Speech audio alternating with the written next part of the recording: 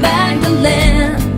Woman, no need to search any longer, the priestess of wealth. Woman, it is time to heal thyself. Welcome, everyone.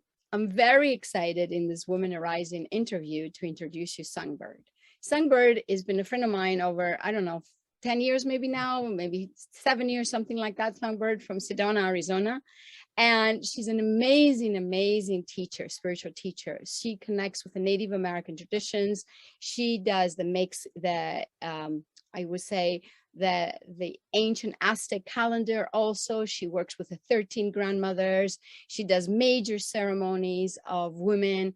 But this time, if I'm correct, Songbird, you're going to be talking about the medicine wheel, and that's how it affects our lives, correct? And I think that's amazing that you want to share this with us. So, but I'm going to have Kathy kind of ask you a question and kind of get you into the whole aspect of the teaching, and I would just jump in once in a while. Okay.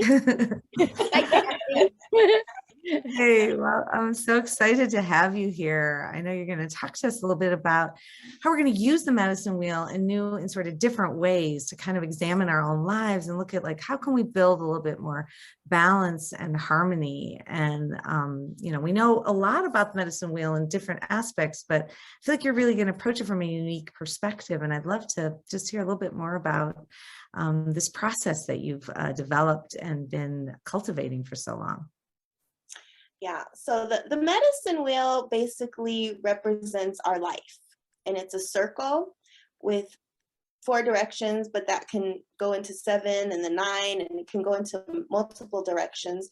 But the way that I was shown the medicine wheel is that it's actually a portal, and it's a portal into yourself, but also the cosmos, and also all the directions that we travel. But it's a circle. And so it reminds us that life is circular, that it's never ending. It's one beginning leads to the ending, which then, like every step is a circle. So it reminds us that we're connected in the circle.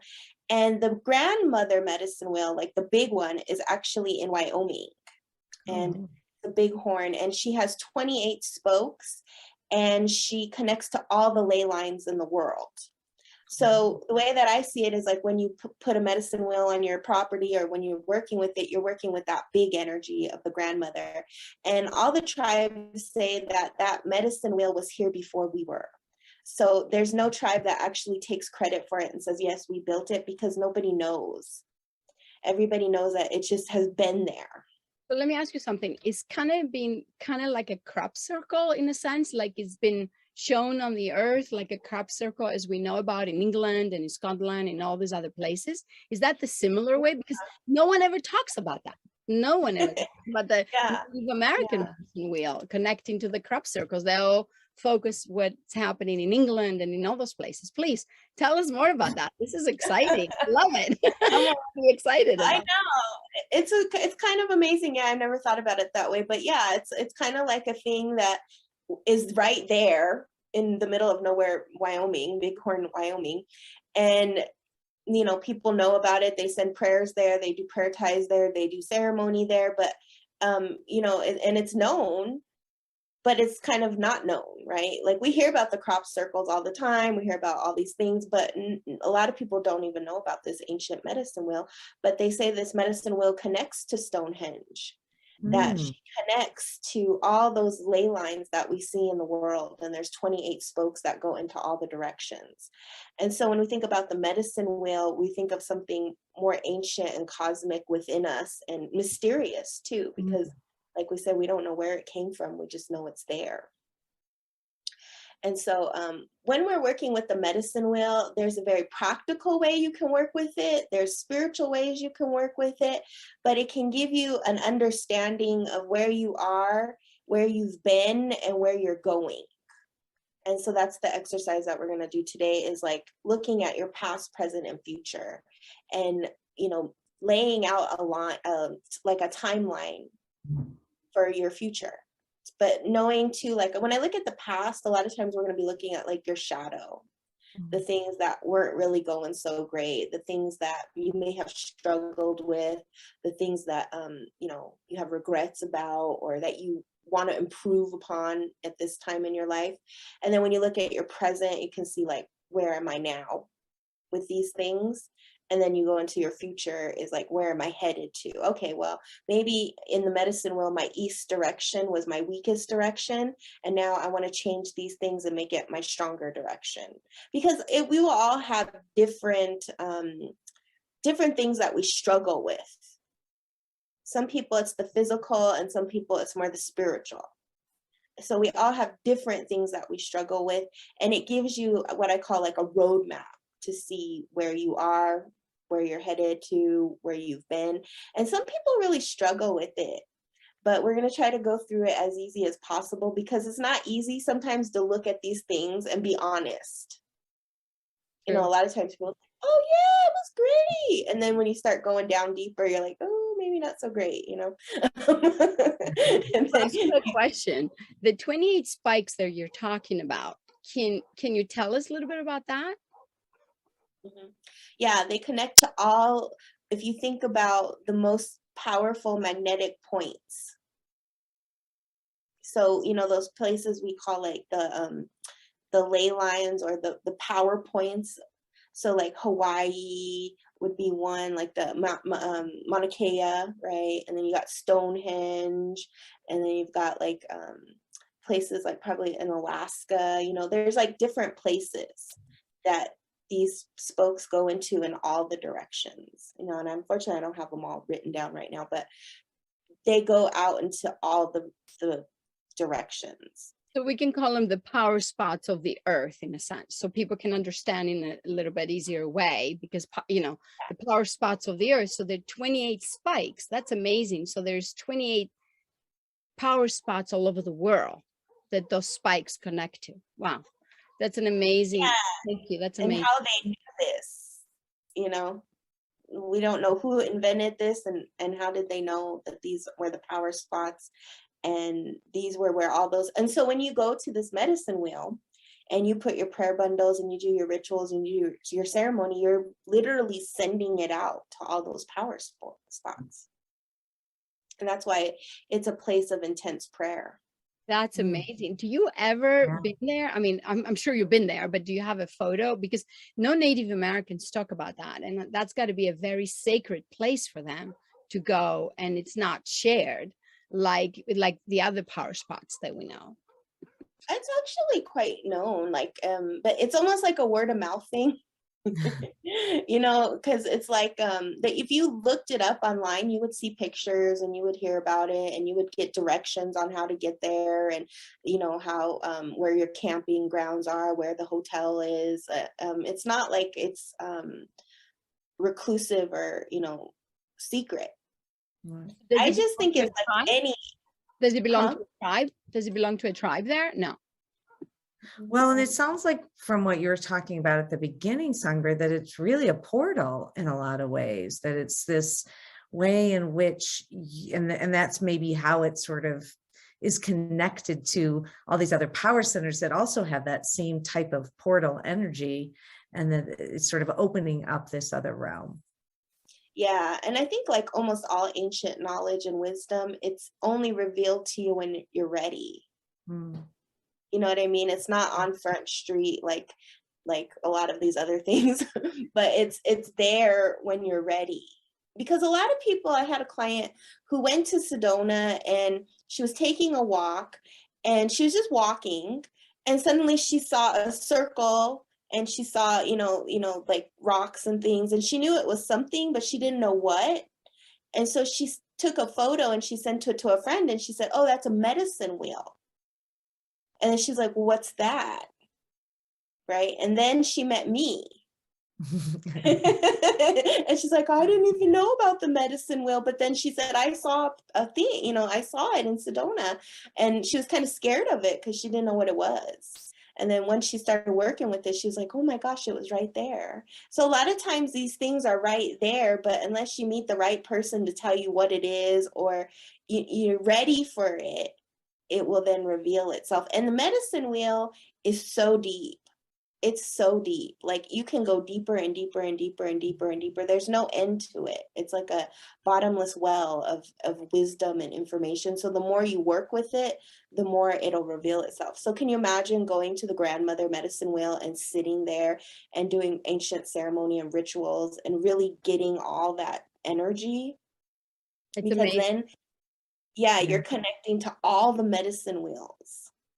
And all these years in Sedona that I've been there, 33 years, now I'm ready to hear about this, because I'm just like, we're talking about this. And today, actually, I did have a vision of the Great Spirit. So that's another time we can talk about that. There's an eagle with his, anyway, so I'll tell you about that. But I mean, I guess the eagle came to where I am today just to hear about this medicine wheel, because as you know, I'm in Athens, Greece, and I'm a little bit outside of Athens right now, doing a little retreat, but that's amazing for me to hear about this. So thank you. So yeah, I'm so excited that you're going to go into this teaching, because I'm going to learn from it also, and it's so amazing for all of us to share this with all the women that there is such a powerful grandmother medicine wheel.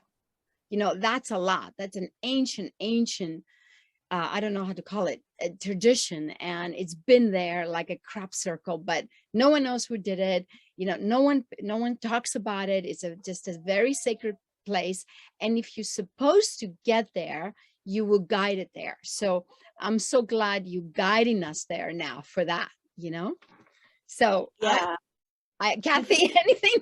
I'm just ready to dive in. It sounds exciting. So Yeah, and so the medicine wheel, they say that if we were to return to the medicine wheel teachings and implement it in our schools and our politics and all areas of our life, like the ancient ancestors did, it would change our whole society. Because you can apply the medicine wheel into every institution. It can be a holistic healing modality for all areas of our life. So that's why it's like an endless teaching, because you could apply it into schools, you could apply it into politics, you could apply it into leadership. You can go on and on and on. And every tribe has different ways they look at the medicine wheel, different animals associated with the medicine wheel, different colors. But the foundation of it is the directions and the circle. But the most important part is what we call the inside, the middle of the circle, which is your within. And that's when you're really strong within, is when you're in peace, balance, and harmony. And that's why the medicine wheel represents peace, balance, and harmony, because we also call that beauty. You're walking in beauty. You're walking with all the directions and above and below, and even those quarter turns that we talk about, that you're in that foundation of who you are. And so that's like the most important part of the medicine wheel, is knowing who you are within so that you can radiate it in all aspects of your life. And you can make peace with your past, and you can understand where you are now, and then you can set a direction for your future. And when we talk about our life, the 4 foundations of our life are our physical health, our emotional well-being, our knowledge, and then our spiritual growth. And so that's where we're going to begin with the medicine wheel. And then I also want to begin with talking a little bit about the directions. Okay, and then we'll have the diagram I'll show you. So the first direction we begin is in the east. And I know you ladies probably know what the east is. Like, what do we do with the east? it's like the beginning too, right? The sun rises in the east. It's the sort of moment of becoming. Yeah. Right. We begin, it's that first fresh air that we breathe. It's the sunrise. And, every day we're offered an opportunity for a new day, a new birth, right? And that's, I think, the thing when we look at our life, as if we look at it linear, then we see it like, oh no, it's never going to end, right? Like when you're in a painful moment or a challenge or an obstacle, oh no, it's just going to keep going because it's a linear, right? But in our traditions, it's circular. So, you know, even though you have a bad day today, tomorrow you begin again. And you begin with that first sunrise, right? And so that's when we go out and pray. We leave our offerings. We talk to Creator, and we think about, you know, what it is we want to do in that day and what we need help with, and we pray, right? So the East is always going to have to do with your physical body, because without a physical body, you can't do these things, right? So the foundation of who we are is actually our body. And so when we think about the East, we're all in different stages of our physical health, right? When we get older, our physical health slows down. Even when we're younger, we may have challenges with physical health. So the East is where that also begins, but it also can talk about your material health, anything in the physical, whether you have a business or your money, your finances, just even how you walk on the earth, your physical grounding, right? So some are more grounded than others, right? Some have more financial abundance than others, right? So we're all in different spaces with that. But also in some traditions, the beginning is the East and it represents the eagle. So you saw the eagle. That's the eagle, it's the beginning. And also it's where the spirit enters. So when you're doing altar work or you have an altar, if you are doing ceremony or sweat lodge, you always want to have your lodge on the East, because that's where the spirits come through. Good to know. Yeah, I had a question about that over the weekend, and I was like, and they were like, well, what about the North? And I was like, well, the North is where it closes. So, you know, if you want to close something, maybe you would do it there. But if you want to open, you're always going to begin with the East. That's where we begin again. And we think about our body and our physical health. And then the South represents our emotional well-being. And so when we talk about emotions, we also talk about what's the difference between an emotion and a feeling, right? Because I think a lot of times we think they're the same. So what would you think an emotion is? I would say emotion is something that triggers you right away, and feeling is something that is your intuition. For me, like you feel it and you know it's the truth. But emotion is something that it will trigger you. Like if someone gets you upset, it's not a feeling, it's an emotion. That's the way I actually get it. I don't know about Kathy. Kathy? Yeah, I would say the same thing. Like emotion is something maybe that is impulsive, that you're reacting to, that sort of is the result of something that's happened around you. And then the feeling is sort of maybe a little bit more conscious way in which you're experiencing something and relating to something. Yeah. So an emotion is usually, yeah, like exactly. Emotions are usually coming from the outside, and they're more either volatile or, you know, even joy. Joy is like elation. It's more heightened, so to say, right? Whereas a feeling is something you cultivate over time. So it's, you know, so like the feeling of happiness. So no matter what emotion comes, when you have that feeling of happiness, it's not as bumpy. It's not as turbulent, you know, tumultuous. It's like more when you have the feeling of peace. When something emotional happens, you can kind of ride that wave a little differently. So feelings take more time to cultivate, and emotions are usually, like you said, spontaneous or triggers or from the outside, right? But we look at emotional well-being and we look at like, well, where are my feelings? What are my emotions? How do I handle these emotions and feelings? And, you know, what has been the predominant ones that I have to deal with in this life? And what do I want in my future? Like, what do I want for my emotional well-being? And I think this is a very important one for this time we're living in, because there's so much emotion. It's permeating everywhere. Everywhere you go, people are emotional. And on whether it's on social media or your family or your friends or your community or something, it's like, how can we cultivate those feelings of peace so we can ride those emotions and not get all in the storm, right? Also, the south direction has to do with our childhood, the Mm. things we learned in our childhood. And then if we think about, what time of day would the south be? If east is the sunrise, the south is when we're the most productive. Like So noon, middle of the day kind of a yeah, thing? noon and then west would go into the sunset, right? But we're talking about the middle of the day when you're the most active, you're the most productive. And so it also represents the time in your life where you're the most productive, Hmm. and which would be when? When are you the most productive as an adult? Sort of that maybe young middle life. Yeah, like the middle age, right? Yeah. When you're working and you're creating and you have a family and you're doing your stuff, right?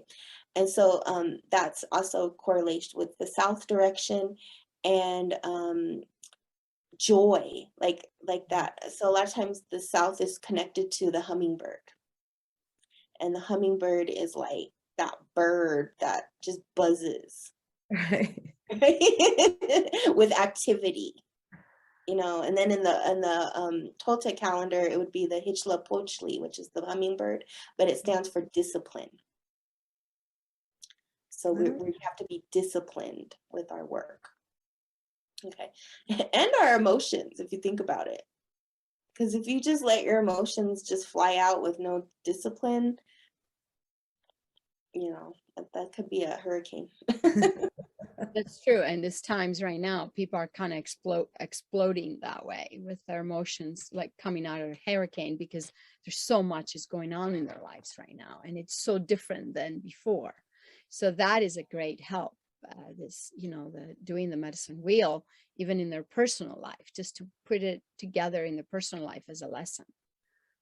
So they can control all these aspects of their lives. Yeah, that's great. Yeah, and to remember, because I think it's all about consciousness. Like, okay, yeah, I'm too into that emotion.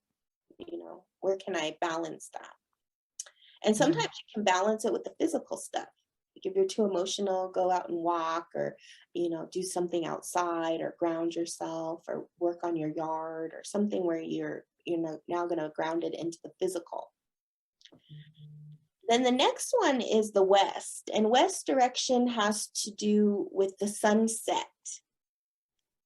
So the time of day where you're like winding down and you're starting to go within. And so a lot of the teachings around the west are knowing when to go within and when to go without. So how to go in and out in harmony, so not pushing it, but also knowing that you've already done all the work of the south. And so this is the direction of knowledge, knowing. So when we think of knowing, we think of our intuition. It could be learning, books, classes, studies, but it's also about where am I with my knowledge, and where do I want to go with my knowledge. And so knowledge is important. And we also associate the west with the bear, because the bear knows how to go in the cave and then come out. So it's usually the time in our life, probably like 50s. I would say like 50s, 60s, where we're in knowledge. When you're 50, you've been through some life. Especially like around 52, when women go through menopause and stuff, like you've been through some life, right? And now you're kind of slowing down, you're looking at your life, you're reflecting, you want to know more, you're in your intuition. Right. It's a time in your life where you're headed to the midnight, so to say. You're headed to the evening stars. And so then that leads us to the north. And the north is about the ancestors and wisdom and the stars, and that time in your life where you're heading towards your final breath. And that's when you're really in your spirituality. Because I think that's a natural process as we get older, that we start to look at our spirituality. Yeah. That's like the time, even in Hinduism, they make that time at the end of your life, that's when I'm going to do my spiritual work. Interesting. Yeah, because I've already done all the, material stuff. I've, done what I can. And now I'm looking to the great beyond, like what's going to happen now when I'm headed towards that doorway of transition, right? And so that's when we talk about spiritual growth. And at every point in our life, we're going to go through all these cycles, right? And sometimes your physical might be more of a priority than your spiritual. But our goal, if we're going to be balanced and whole and in harmony, is that we can balance all these areas of our life. And that's what we call walking in beauty, the Hojo. Because that means that we have, physical health, we have emotional well-being, we have knowledge, and we have spiritual growth. And that those 4 directions can lead us into our greatest space within. When one of those directions is off, it causes disbalance and disharmony. It causes us to feel tilted in one direction or the other. And we can easily see where the direction is when we break it down like this, because we can say, oh yeah, I don't have time for spiritual growth because I'm too involved with my physical health. Because like when you're in a physical crisis, it's also a spiritual crisis. Yeah.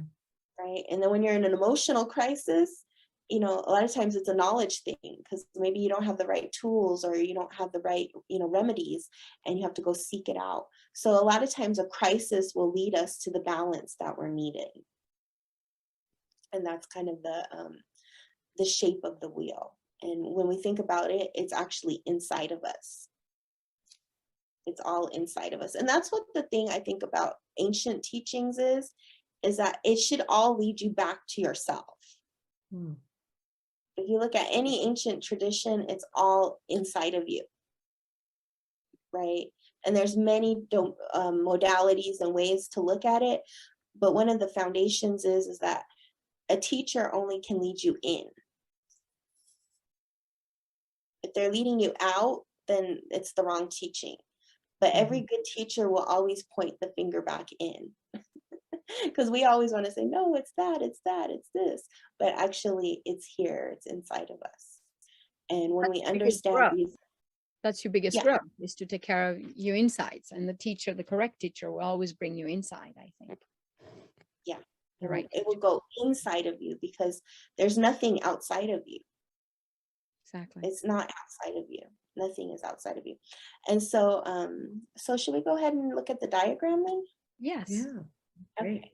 Let me see where I can. Okay. I'm gonna try to get the one. Okay.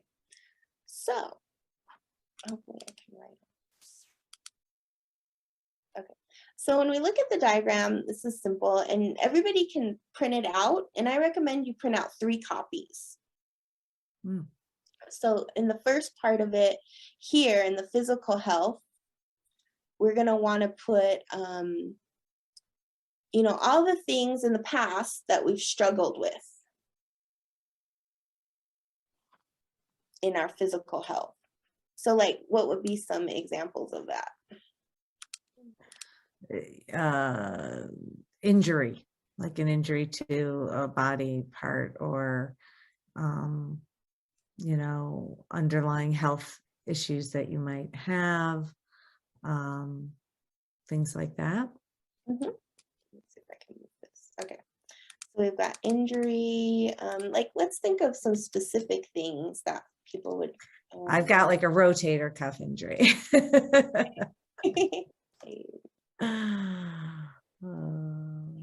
Injury. Okay. Lower back pain. That's one that I get. Lower back pain. Yeah. There are even things like diabetes. Yeah.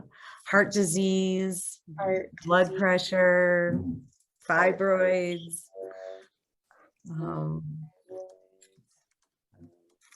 Things like that. Also, like you think about, something too that I was thinking about, like, with financial stuff is like maybe bankruptcy. Yeah. Oh, yeah, finances, debt. debt, um, Losing student a job loan. maybe, and not having finance. What was the other one? Losing job. Yeah, A job, not a John. Okay. So losing, mortgage, things like that, where you're dealing with your bills and yeah, trying to like get ahead. you're kind of overwhelmed with stuff, right? So Yeah. then you could even, say like maybe if you And wanted even to, medical bills is a part of that sometimes. yes, let's see, this is past, right? Oops. Okay, so let's say that's your past. Okay. Just move that here. Okay, so say these are some of the things you've been working that were in your past. Okay, so then we can look at emotional. So like obviously if you have injuries, back pain, diabetes, heart disease, heart pressure, fibroids, financial bankruptcy, debt, all these things, what kind of emotional stuff would come up around this? Like the actual emotions, like being afraid or stressed, anxious, depressed, fear, yeah, worry, Mhm. uncertainty. I don't know if that's an emotion, but Okay, let's see what other ones.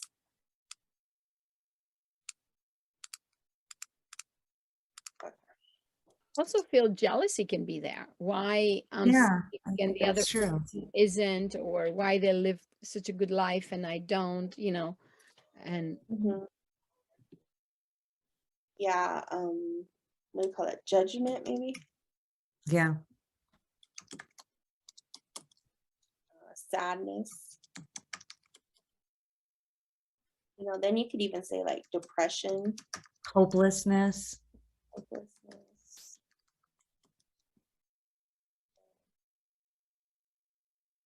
Maybe anger. Mhm. Okay. Anything else? That's it. I can think of today. I'm sure there's a long list. So there's gonna be things that everybody will have something different, and there could be positive ones too. You could be like, well, Yeah, even though I was going through all this stuff, I felt happy, or I felt supported, or yeah, or supported, or grateful. grateful. Yeah. So okay, so there's those. And then this is one that is interesting when we go into the West, because then we talk about knowledge. It's like when you would come up with maybe strategies or understanding of things that are going, like how you're going to sort of process this and make decisions, kind of a thing. Yeah, so in the past, if we're in this state of being, what kind of knowledge would we have? Well, maybe like we learned to be resourceful and resilient.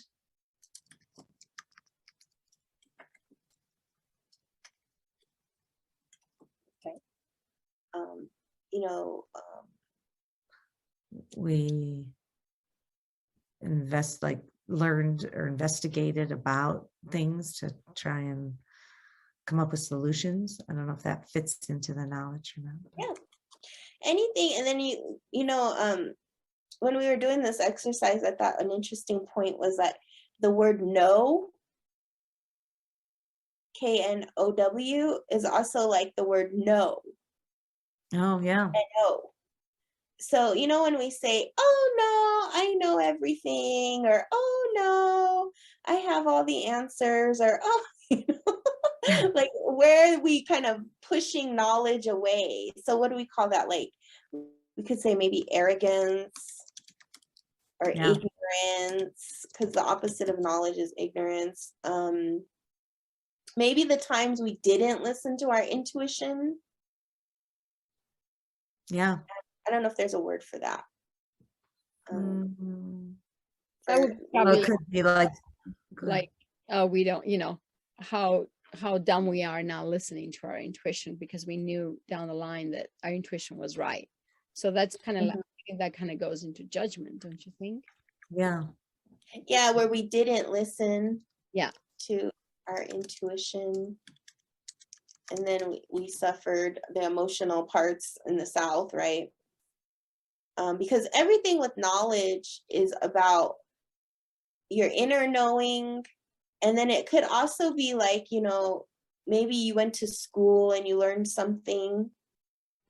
And then when we look in the present and the future, we can look at ways that we want to improve our knowledge too. Mhm. So maybe in the past we didn't listen to our intuition, and that was a form of not acknowledging our knowledge. Anything else for knowledge that comes up?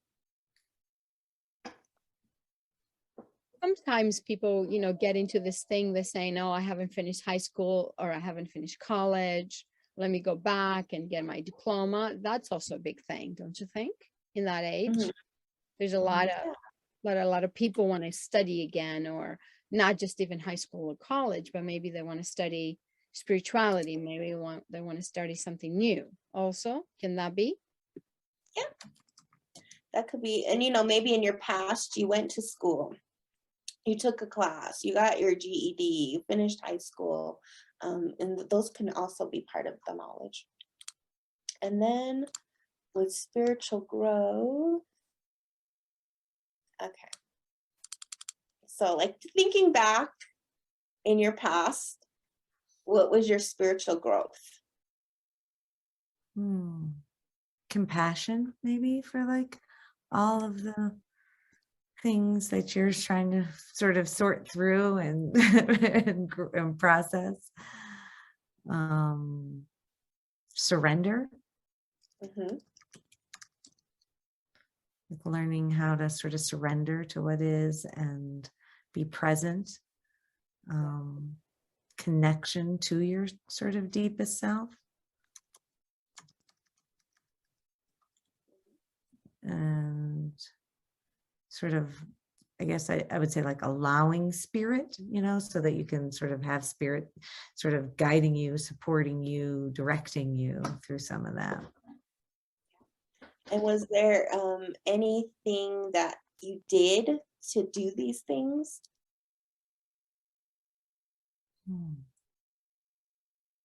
Was there a practice or a class or Like maybe meditation, breath, prayer. Emotional, spiritually, like an Yeah. spiritual, What was the rest of that? emotional, spiritual work. Oh, Like even finding like a teacher, because sometimes that's a big part of it too, yeah, that's definitely a big part of it.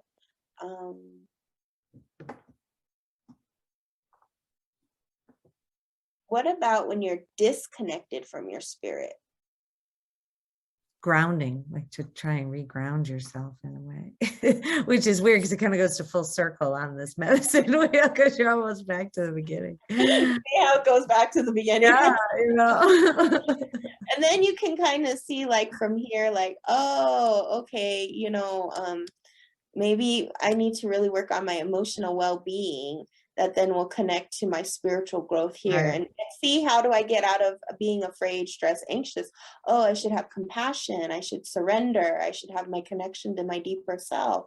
Oh, Yeah. and then some of the tools I can use are allowing spirit, meditation, prayer, finding a teacher, grounding. And then maybe to get the knowledge part up, because I think a lot of times too, people will have the spiritual part and they'll be like, oh, but I don't feel like I have the knowledge. So maybe I need to take a class, or I need to go back to school, or take a meditation class or something like that.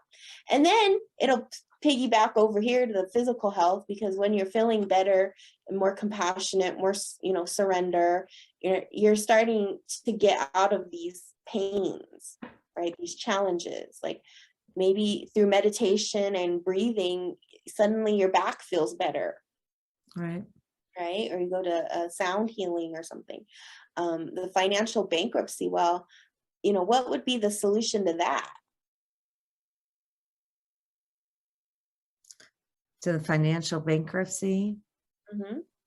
Maybe getting some more education, like you said, kind of that relationship to knowledge, sort of working through some of maybe those emotions so that you can put yourself out into the universe again and find new opportunities, and to kind of open up that spiritual path so that you are sort of able to receive as you're sort of generating your energy.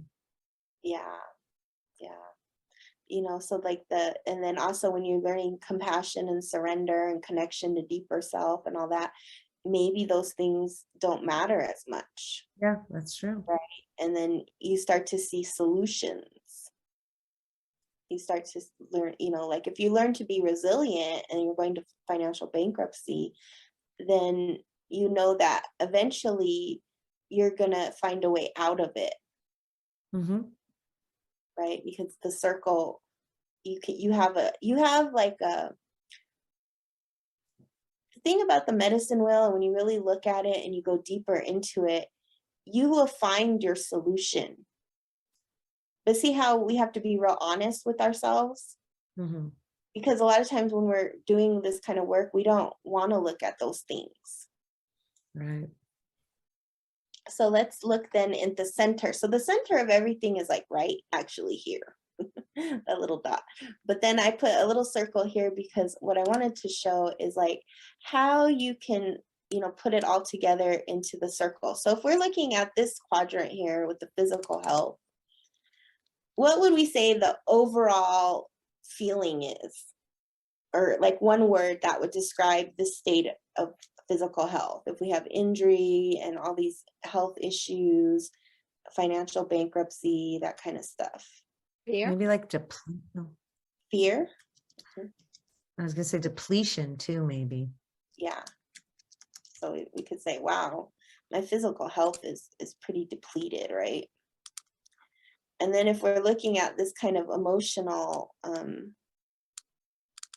state of being afraid, stressed, anxious, depressed, worried, uncertain, jealous, what would we say emotionally? Could be agitated, on edge.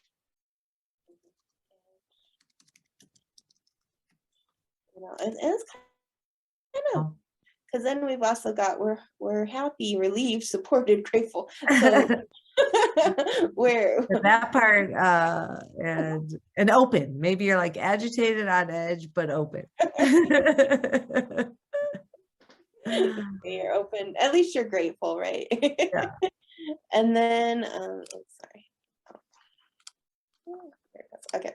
And then if we looked at our knowledge here, we're learn to be resilient, resourceful, investigate solutions, arrogance, ignorance, didn't listen to our intuition, diploma, GED, going back to school, taking a class. We're kind of all over the place, aren't we? Well, maybe it's like you're in your novice mind where you're ready to kind of be open to a solution, and you're actively seeking it. Okay, you're seeking maybe.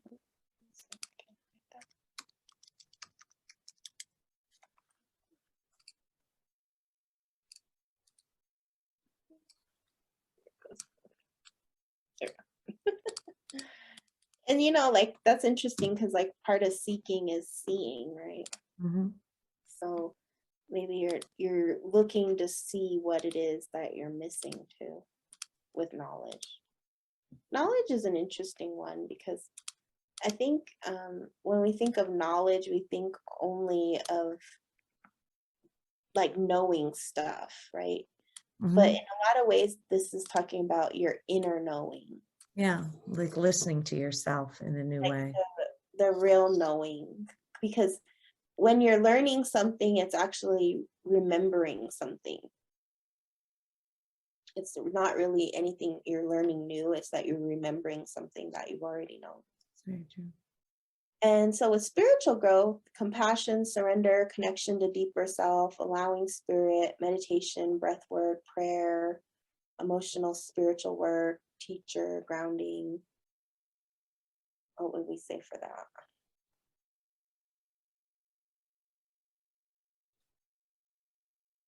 Trust and presence, maybe?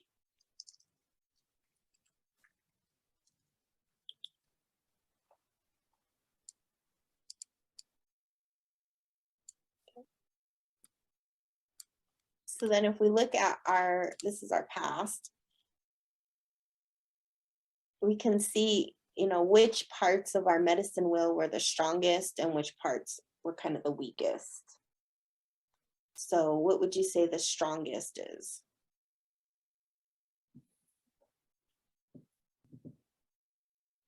I don't know. What do you think, Zeph? I think maybe the spiritual part. That's what I would say. Yeah. Yeah. Probably the upper part, right? The west and the north. And then if we look at the south and the east is like, okay, we got some work to do.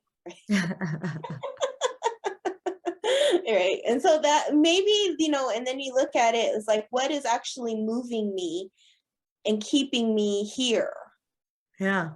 It would be my spirit and my knowledge, right? And that's helping me overcome my physical and emotional, issues.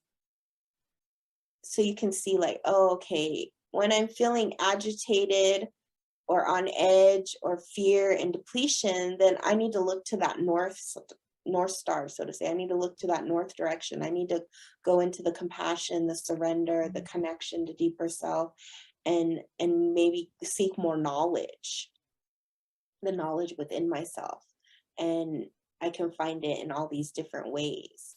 Because in order to overcome these bigger problems in the physical world and the emotional world, I'm going to have to go into those deeper parts of myself.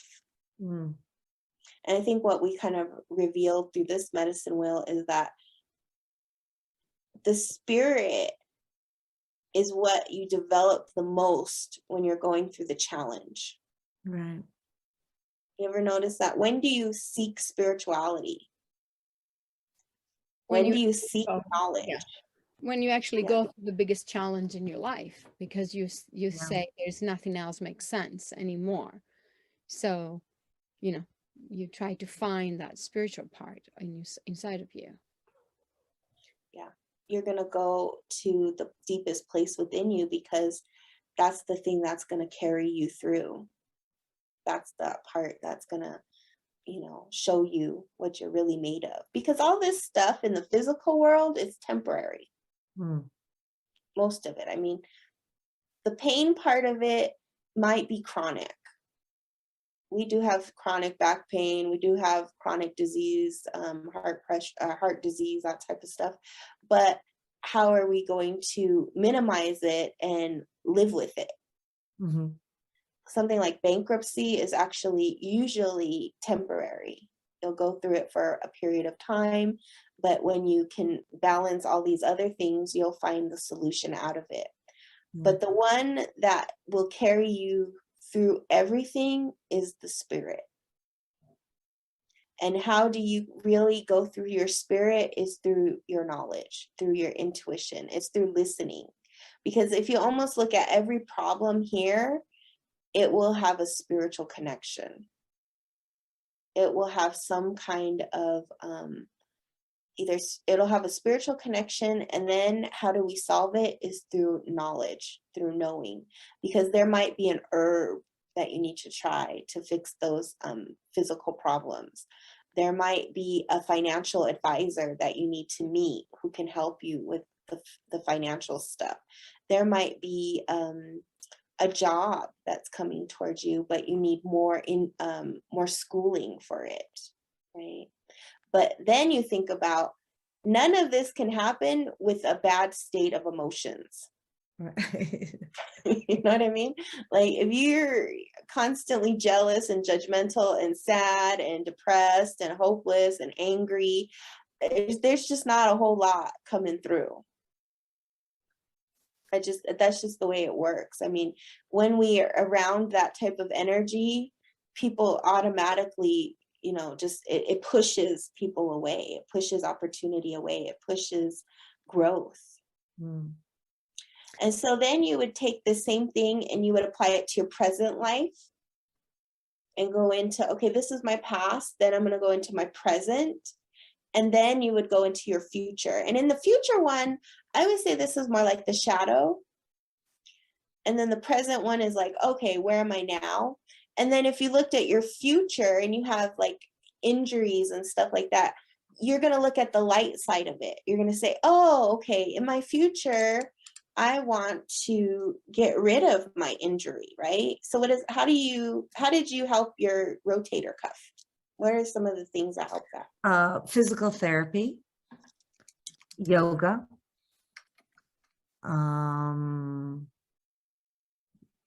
self-care, self-love, which would be sort of maybe in that, spiritual place. And then like in the emotional place, something that, like having that positive attitude about, self-care and nurturing with it.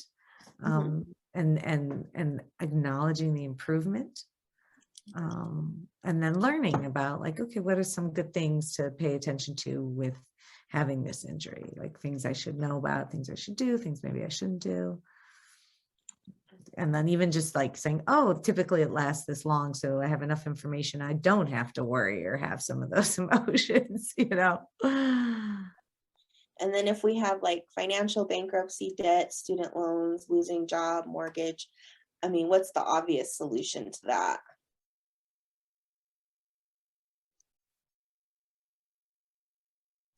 Maybe having a plan to sort of make some decisions about how to feel comfortable, moving forward to feel like you're making progress in that area. Mm-hmm. Yeah, planning to get out of bed or leave it at that one. And then with the emotional stuff, how do we, in our future want to feel?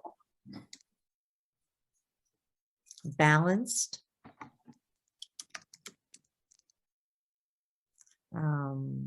Grounded.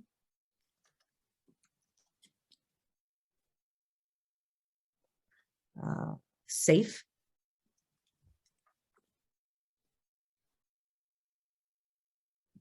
Joyful. Happy. Authentic.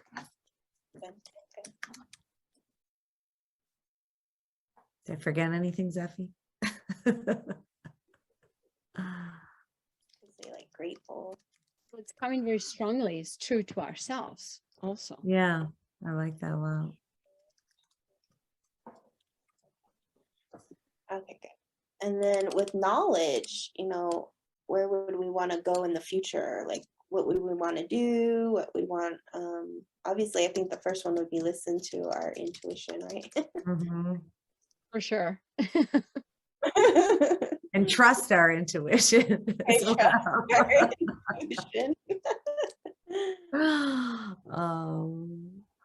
And I think I don't know if this fits in this category, but I feel like almost patience is important here too, like learning how to be patient, because I think so much, we get our information or whatever, and we feel like we have to solve our problems immediately, but actually feel like listening to ourselves, trusting your intuition, like patience is a part of that. So I don't know if it fits perfectly in here, but I would add it in. Okay. Yeah, we got to have patience, right? With knowledge doesn't come overnight either. Yeah. Yeah, and listening to our intuition doesn't come overnight either. It comes after many times of like, dang, I knew it. And maybe like being open to opportunities. Yeah. Not saying no. Yeah. Like we were saying earlier, how no and no, they're connected. Because when we're close to our knowledge, then no knowledge can come in. And I think also like owning your what you know, like feeling confident in a lot of that as well, because sometimes, we actually know more than we realize. Yeah, exactly. And that's what the trusting is, right? Because Yeah. when we have the confidence, then we know, yeah, I know my intuition. I'm not going to get fooled again. And then the spiritual growth, I think like all of these would be good to keep in there in your future, right? Unless there's, I I agree. would add one more thing, uh-huh. and I'd love to hear what you guys think too, but like initiation is also part of that, I think, in the future, like that you really feel like there's a commitment or a level of commitment to your path or devotion in that sense. Yeah. Whatever that looks like for you, but Yeah, that's a good one. Because there's a lot of emotion and initiations and commitment to being a spiritual person, like to be yeah. on your spiritual path. Okay. So then when we look at our future, if we look in the center, what would we say our words are? With physical therapy, yoga, self-care, positive attitude, acknowledging improvement, getting out of debt. Like maybe strength, connectedness, again, balance. Okay.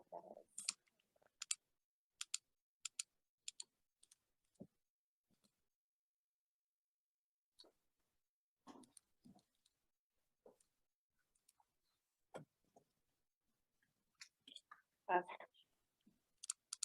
Which is much better than the fear, right?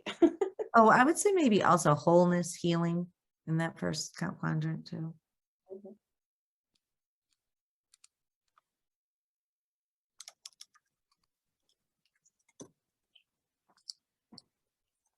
Pushed out, but okay. And then what about emotionally? If we're balanced, grounded, safe, joyful, happy, authentic, grateful, true to ourselves.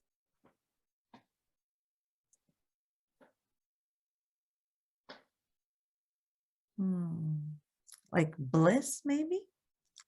Bliss. Present. Oh, yeah, that's a good one. Present.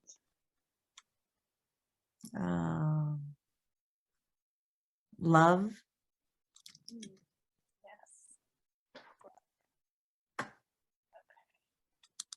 And then in the West, if we're listening to our intuition, we're trusting our intuition, we're patient, we're open to opportunities, we're owning what we know, we're confident.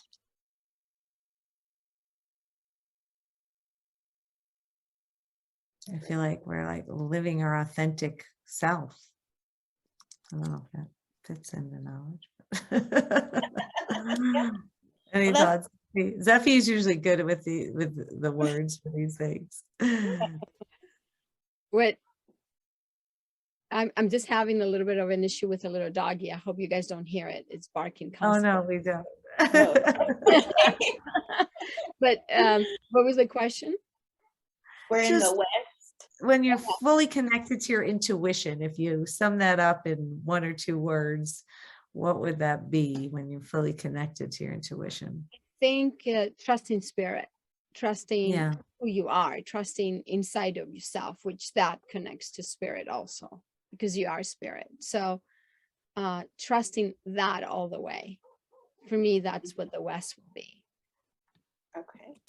And then how about the North? If we're compassionate, we're surrendering, we're connecting to deeper self, we're allowing spirit, we're meditating, we're breathing, we're doing everything. We're I would say committed. this could be embodiment, right? Like when you're really embodying this spiritual energy and you're sort of one with that spiritual energy. So like you said at the beginning of this, Songbird, it's not coming from outside of you. You're not seeking to sort of find the spirituality outside of you. Instead, you're sort of embodying it and walking it, that spiritual energy inside of you.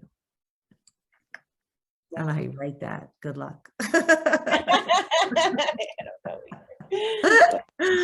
Embodiment, I think. Maybe. Yeah, so if we look like, just like our medicine wheel, this is our future one. I'm gonna change this, but we're in our future now. We're kind of seeing what we're looking at is a life of peace. Yeah.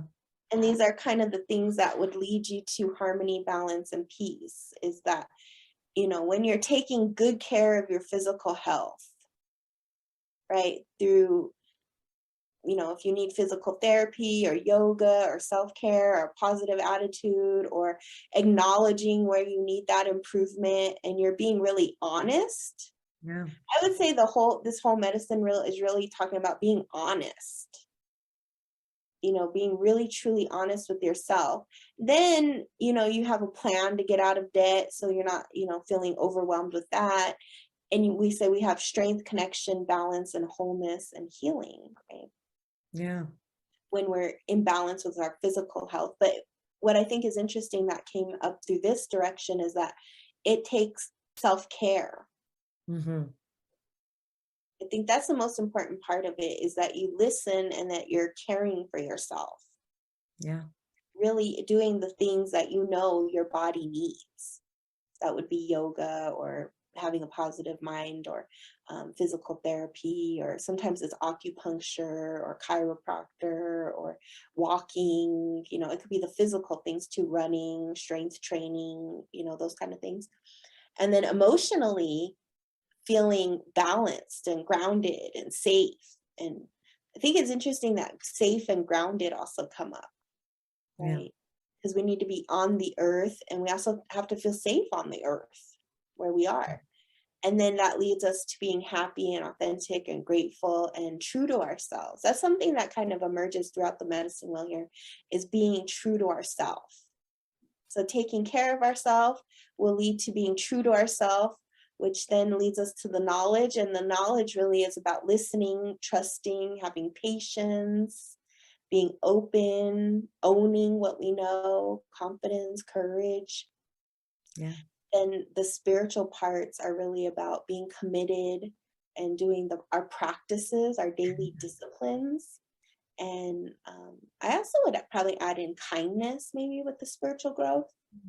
Because then when we're doing all these things for our good, for our physical health, for our emotional well-being, to grow in knowledge, then we're automatically more kind. It should lead us to kindness, right? I always say, if your spiritual path is not leading you to kindness and compassion, you need to find another spiritual path. Right. Because if it's leading you to anger, frustration, and all these other things that we talked about in the past, there's something wrong. There's something wrong with your spiritual path, and you might need to reevaluate that path, right? And then we look at it, it's really talking about, in the future, we want to really embody who we are. Yeah. The true embodiment of who we are. That's amazing. This medicine wheel is so important in our lives, to actually be able to kind of see our past and then see our future, and kind of realizing that the center is the now. Would you say that? Yeah. Yeah. The center is that now, and it's this little area right here where they all come together is where the balance is. Yeah. That center pole, which is, you could even say, like, your soul. Yeah. The center of who you are, the real truth of who you are.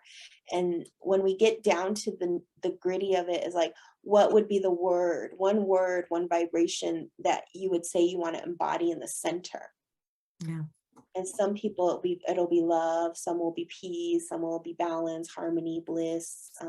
Everybody has a certain word. So I'd invite people who are doing this exercise to also think about, in the center of who they are now, moving forward, what is that embodiment? What is that word? And the next part of the medicine wheel is that when you do this exercise, you're now in the new beginning. Yeah, I love that. Yeah. Well, every time you walk a medicine wheel or you work with a medicine wheel and you do this exercise, you're now walking into your new beginning. Exactly, because you have it in front of you and you realize what you need. It's time for you to let go and where you need to go. Yeah. It's And it's have it's also very powerful, back to the whole concept of the circle. And one of the things I was noticing as we were going through all of this is just the level of interconnectedness. Like, that it's everything informs everything else, and so each quadrant is, connected to every other quadrant here in that sort of way. And like, if you're out of balance in one quadrant, it's going to affect everything else in all of the other quadrants. Yes, I'm going to go ahead and stop our share here. We're back to hello. well, that was amazing, Songbird. And Amazing. it was just really powerful. And of course, we're going to have that to show how they can download it and everything, and do the exercise, with you as they go through this. So to me, that was amazing. I wish I had the paper to do it. I was like trying, wanted to be there to do the, because I was like, I want to write down what I feel, I want to write down what my emotion is. And it's a very good practice to have that. So. Yeah, especially because I know when we're going to launch this is around solstice. Yeah. So solstice is a time where we go into the most active part of our year. And it's a really good time to do this evaluation. And you can also set like time limits on it. Like, okay, for the rest of the year, this is my future. Some people even go like 10 years into the future, 5 years into the future. You could do it with every element of your life. You could do it with your relationship, your business, your physical, what you want to accomplish. Like I said, there's so many directions with the medicine wheel. It goes on and on and on and on. Well, you can also do work with them in private, so you can help them through that. So that's also amazing, because that's what you do. You are the medicine wheel, like we were the medicine bags, correct? That we did in one of our talks, but that was amazing. Thank you, Songbird. Well, and also, Songbird, do you want to talk just a little bit about, like, people want to follow up with you and learn more about this? And I know you have a free offer that you were giving out as well. And I just wanted to give you an opportunity to let people know a little bit about that. Yeah, so what I primarily focus on is intuitive readings and sessions, also medium readings, and spiritual training. So if anybody is interested in working more with me one-on-one, I have a $50 off coupon for Women Arising. So you just email me at songbirdgrandmother@gmail.com and just say Women Arising, and we can schedule a time. And it's really an amazing place that we're at right now, I think, as a collective, because every ceremony I have done so far, it has been all about opening your spiritual gifts. Mm-hmm. And they have been packed. Like, so many people are coming because they are awakening their spiritual gifts. And it's mostly women. I just want to say I've been a beneficiary of many an intuitive reading from Songbird, and she's spectacular. So I encourage you all to reach out to her. She's really one of the most powerful women who just can see things on the deepest of levels. So we were very honored to have you participate with us today. Yeah, thank you so much. It's such an honor. I feel like we can have that Sedona love here. Kathy's the only one in Sedona right now. And truth be told, though, that Songbird and Zeffie and I have been in this women's collective energy before, and when these two women, I will speak, get together, it's quite an exciting, powerful event. So we're so grateful that we had this moment to reconnect in this way and share this with all of you. And it was just really special and powerful. And I learned some really new things today that I will take back and I will use often. So I think it's also powerful. The Women Are Rising is, the three of us used to be in Sedona, and the two of us are different parts of the world right now. You're still in America, Songbird, but I'm in Greece. And I think the Right. Sedona energy is going everywhere because we're becoming That's right. international. So that is a very powerful to share Sedona with everyone, because, people, not everybody can come to Sedona, correct? So now we're taking Women Are Rising to an international level. So thank you for making our dreams come true, because it's all the women to connect with all of us. It's just this connection is a dream from everywhere. It's my dream. I know it's Kathy's dream, is your dream, just to connect, so that's part of the medicine wheel, correct? Yeah. To connect Those with 20 It is. books. And like going out to all of the portals, and we created our own little medicine wheel here today, and hopefully we're sending it out to all the portals of those of you who are watching and sharing this with us. So Yeah, it's pretty amazing if you think about it, because that medicine wheel really is that portal. And here we are doing this international summit and sending the medicine, and every single person who sees and hears this and does the exercise is creating a portal there. absolutely. Creating their own Connecting. portal and connect to the whole portals, to the 28 portals all over the world. So thank you, Songbird. Thank you You for Songbird. being part of it. And just we're gonna have more to come. And do check out Songbird's website and connect with her.